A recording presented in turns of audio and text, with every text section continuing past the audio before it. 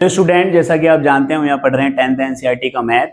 और आज हमारा चलने वाला है अध्याय 3 दो चर वाले रैखिक समीकरण। तो दो चर वाले रैखिक समीकरण में तीन विधियां हैं, जिसमें से आज हम पहली विधि पढ़ेंगे जिसका नाम है ग्राफीय विधि। तो ग्राफीय विधि के बारे में हम बेसिक कॉन्सेप्ट या बेसिक जानकारी लेंगे आज।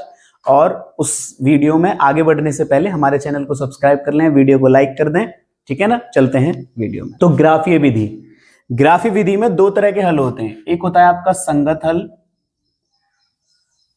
और एक होता है आपका असंगत हल।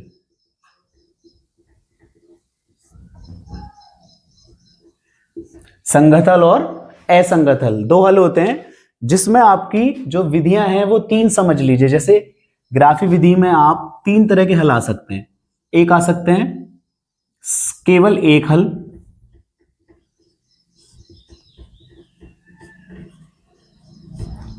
या फिर आ सकते हैं अनेक हल, या फिर कोई हल नहीं। कोई हल नहीं, ऐसा कब हो सकता है, ठीक है ना। अब समझने वाली बात है कि आपको रैखिक समीकरण हम पहले भी बता चुके हैं कि रैखिक समीकरण होता है आपका ax plus B Y plus C बराबर 0। जिसके पीछे समीकरण लिखा आ जाए उसके बराबर में 0 जरूर लगती है। तो रैखिक समीकरण होता है आपका ax plus B Y plus C बराबर 0, जिसमें दो चर होते हैं x और y, और a b c जो है वो अचर राशियां हैं, ठीक है ना। तो इसमें हमने बताया कि हल तो सिर्फ दो तरह के होते हैं, और उस हल में भी कितने तथ्य हैं जो आ सकते हैं। केवल एक हल आ सकता है, अनेक हल आ सकते हैं, कोई हल नहीं आ सकता। ये कब होता है ये आपको देखना पड़ेगा। आप समझ लीजिए कि आपके पास कोई दो इक्वेशन है, a1x b1y प्लस c1 बराबर 0।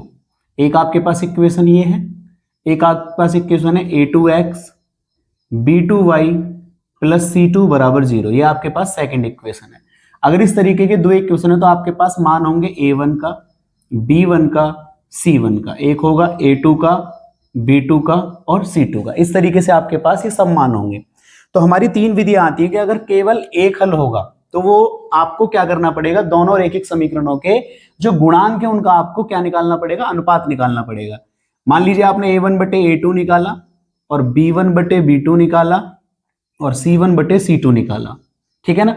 और उनमें से कोई भी रेशो बराबर नहीं आया, एक दूसरे के इक्वल नहीं आया, तो उसको केवल एक हल बोला जाता है, यानी उसको अद्वितीय हल, जिसके जैसा दूसरा कोई ना हो, उसको अद्वितीय हल बोला जाता है कि उसका केवल एक हल होगा, ठीक है ना।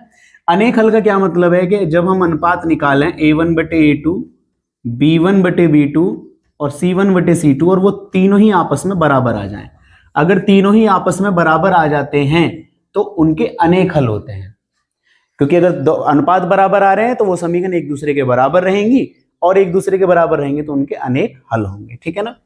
कोई हल नहीं, कोई हल नहीं का मतलब है कि अगर आपका a1 बटे a2 और b1 बटे b2 तो बराबर हो, लेकिन इन दोनों के बराबर c1 बटे c2 ना हो, यानी a1 बटे a2 और b1 बटे b2 तो आपस में बराबर हो लेकिन c1 बटे c2 बराबर ना हो, तो ऐसी जो रेखाएं होती हैं उनका कोई हल नहीं होता। अब ये रेखाएं किस प्रकार की होती हैं, जो आपने पढ़ा कि केवल एक हल वाली रेखाएं, यानी जो आपने इस वाली रेखा को पढ़ा, ये वाली कौन सी रेखाएं होती हैं, अनेक हल वाली कौन सी रेखाएं होती हैं, कोई हल नहीं वाली कौन सी रेखाएं होती हैं, जिनका कोई हल नहीं होता। क्योंकि ग्राफीय विधि में जब हम रेखाएं खींचेंगे उसी से हमें पता लगेगा किस समीकरण के कितने हल हैं युग्म के, ठीक है ना।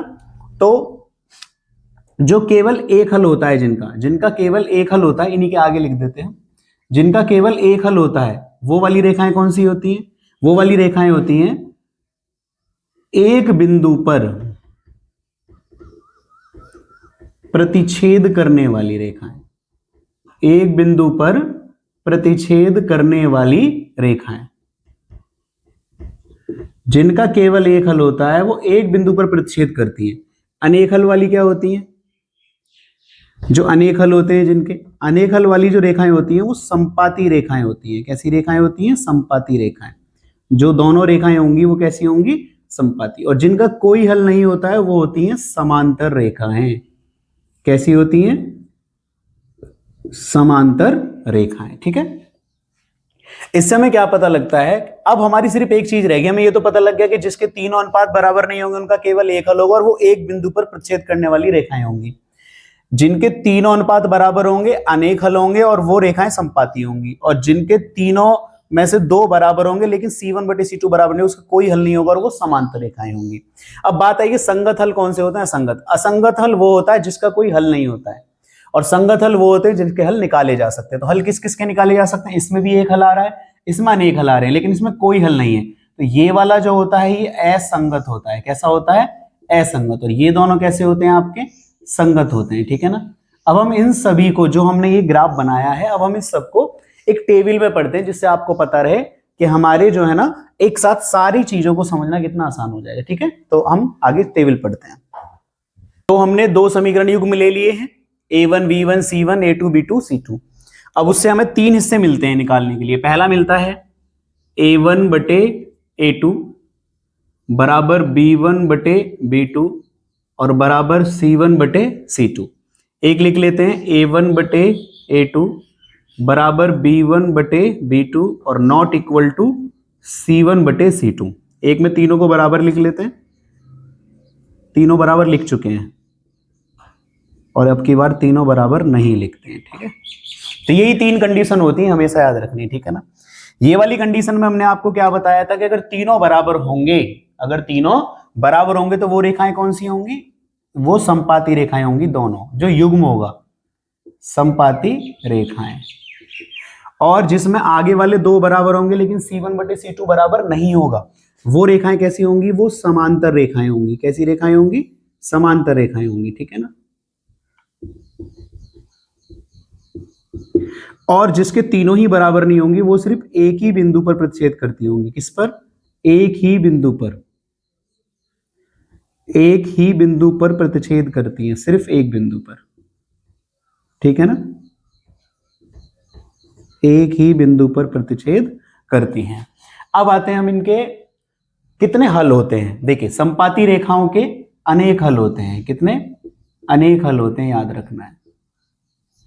और समांतर रेखाओं का कोई हल नहीं होता है, कोई हल नहीं होता, क्योंकि एक्स और वाई वाले आपस में कट जाएंगे तो कोई बचेगा ही नहीं, ठीक है ना। और एक ही बिंदु पर प्रतिच्छेद जो करती हैं उसका अद्वितीय हल, यानी केवल एक हल होता है। बोलते हैं केवल एक हल, या हम इसको दूसरे शब्दों में बोल सकते हैं अद्वितीय हल। अद्वितीय मतलब कोई दूसरा ना हो। एक लास्ट आता है संगत और असंगत, यानी संगत कौन से होते हैं, असंगत कौन से होते हैं। याद रखना है, जिसके हल होते हैं वो संगत होते हैं, बस हल जिनके हैं, इसका कोई हल नहीं है तो ये असंगत है, ठीक है। और इसके हल हैं, चाहे अनेक हो चाहे केवल एक हो, तो वो संगत होगा। तो ये भी आपका क्या हो गया? संगत हो गया, ठीक है ना। तो पूरी ग्राफीय विधि में कितने हल होते हैं, किस प्रकार की रेखाएं होती हैं, किस प्रकार का युग्म होता है, और कौन संगत और कौन असंगत होता है, ये सबसे पहले जानना आपके लिए बहुत जरूरी है। और इन चीजों को जानने के लिए आपको तीन अनुपात हमेशा निकालने पड़ेंगे। A1 B1 C1, इनकी हम तुलना करके मान निकाल लिया करेंगे और इन अनुपातों को निकालेंगे, उससे हमें सब चीजें पता लग सकती है। अगर आप इस टेबल को पढ़ लेते हो और एक कॉपी पे उतार लेते हो तो आप हर एक चीज इसी एक टेबल से ही समझ सकते हो, ठीक है ना। अब हम ग्राफीय विधि में किस प्रकार, अगर हमें समीकरण युग्म दिए हो, हम उन्हें किस प्रकार हल कर सकते हैं, अब हम वो चीज पढ़ेंगे। और वो हमारी एक्सरसाइज में जो पहले ही सवाल हैं, उन हम एक्सरसाइजों में उनको पढ़ना शुरू करेंगे। तो ये हमारी एक बेसिक जानकारी थी, ग्राफीय विधि के बारे में थी, जिसमें आपको अनुपात से किसके कितने हल होते हैं, कौन सी रेखाएं होती हैं, इस चीज के बारे में आपको जानना था। कुछ सवाल इससे भी हैं जिसमें आपसे संपाती और संगत वगैरह हल पूछ रहा है कि है या नहीं, तो उन चीजों के बारे में हम एक्सरसाइज में पढ़ेंगे। इस वीडियो में इतना ही। अब नेक्स्ट वीडियो में हम पढ़ेंगे ग्राफीय विधि के कुछ सवाल जो 3.1 स्टार्ट करेंगे हम, और उससे पहले हमारे चैनल को सब्सक्राइब कर लें, वीडियो को लाइक कर दें, और मिलते हैं नेक्स्ट वीडियो में। धन्यवाद।